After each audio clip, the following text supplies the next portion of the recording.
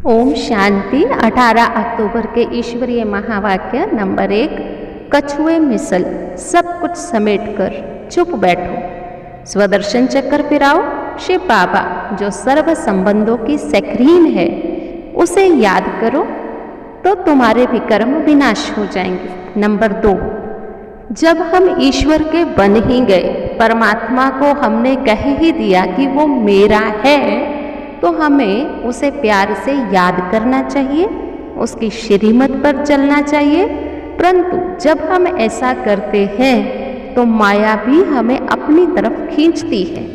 उसके लिए शिव बाबा ने कहा, तुम कमज़ोर मत बनो, कोई भी बात आती है तो शक्ति देने के लिए मैं बैठा हूँ। नंबर 3।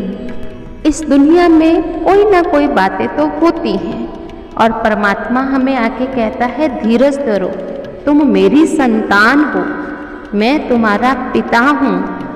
तुम मुझे गॉड फादर कह के याद करते आए हो, अब मैं आया हूँ, तुम मेरे सामने बैठे हो। जैसे तुम आत्मा ज्योति बिंदु हो, वैसे मैं भी ज्योति बिंदु हूँ। मैं परम धाम निवासी हूँ, तुम्हारा घर भी परम धाम है। हाँ, मैं सर्वशक्तिवान तुम्हें शक्तियाँ देने के लिए ब्रह्मा बाबा के तन में आया हूँ। नंबर 4।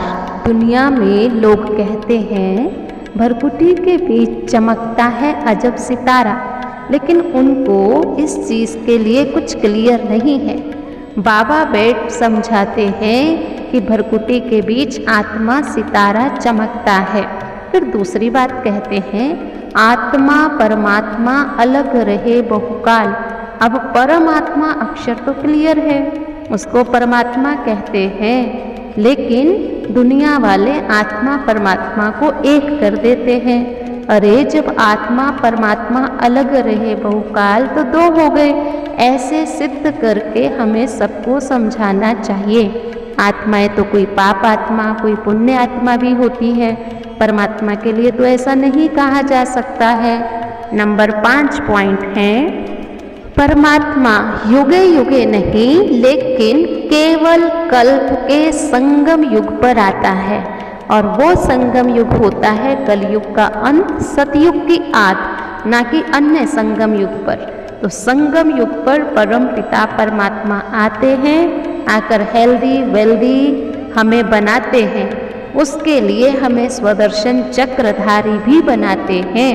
तो हम परमात्मा की याद में रहेंगे, स्वदर्शन चक्र फिराएंगे तो हमें अतीन्द्रिय सुख की भासना आएगी। नंबर 6। हम आत्माएं इस सृष्टि पर अपना पाठ बजाने आए हैं, तो कोई भी ऐसा काम नहीं करना है।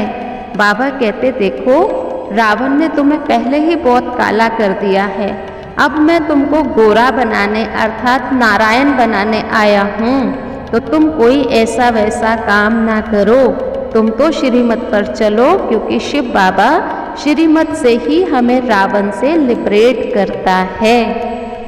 7 पॉइंट है कि दुनिया में कैसे अपने पर टाइटल रख लेते हैं, श्री श्री 108 गुरु जगत गुरु। बाबा कहते, मैं ही सर्व का सदगति दाता हूँ। सतगुरु सच्चा पातशाह सचखंड स्थापन करने वाला केवल एक शिव बाबा है। उसी को ही हेवनली गॉड फादर कह करके याद करते हैं, और वही फादर कहते, हे लाडले बच्चे, मैं तेरा परम पिता तुम आत्माओं से बात करता हूँ, फिर भी तुम श्रीमत पर क्यों नहीं चलते। नंबर 8। अब शिव बाबा कहते हैं, मेरी मत पर चलो, देही अभिमानी यानी आत्म अभिमानी बनो, इसमें दौड़ी लगा करके मेरे गले का हार बन जाओ। दौड़ी मतलब बुद्धि से शिव बाबा को याद करना है।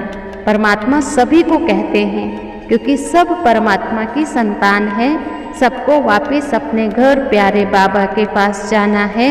इसलिए बाबा कहते, बच्चे मुझे याद करो। नंबर 9। किसी भक्त ने कहा, मैं लक्ष्मी को वर सकता हूँ। नारद ने कहा हाँ क्यों नहीं। जब वो लक्ष्मी को वरने गए तो कहा, तुम अपनी शक्ल तो देखो, लक्ष्मी को वरने लायक है। तो शक्ल देखा तो कैसी थी, बंदर जैसी थी। अब शिव बाबा कहते, मैं तुम्हें लक्ष्मी नारायण बनाने आया हूँ।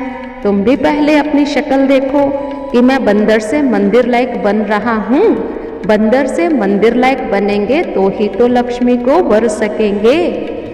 उसके लिए इस अंतिम जन्म में तुम्हें पवित्र रहना है।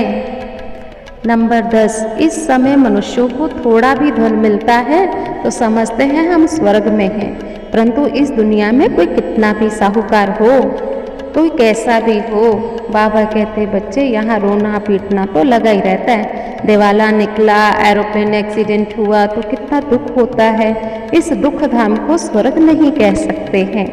वरदान है, सेवा के बंधन द्वारा कर्म बंधनों को समाप्त करने वाले विश्व सेवाधारी भव। प्रवृत्ति में रहते हुए कभी ये नहीं समझो कि हिसाब किताब है, कर्म बंधन है, लेकिन यह भी सेवा है। सेवा के बंधन में बंधने से कर्म बंधन खत्म हो जाते हैं। जब तक सेवा भाव नहीं होता तो कर्म बंधन खींचता है। कर्म बंधन होगा तो दुख की लहर आएगी और सेवा का बंधन होगा तो खुशी होगी। इसलिए कर्म बंधन को सेवा के बंधन से समाप्त करो। विश्व सेवाधारी, विश्व में जहाँ भी सेवा वहाँ विश्व सेवा अर्थ है। स्लोगन, अपने दैवी स्वरूप की स्मृति में रहो तो आप पर किसी की व्यर्थ नजर नहीं जा सकती है। स्वमान, मैं सच्चा सेवाधारी हूँ।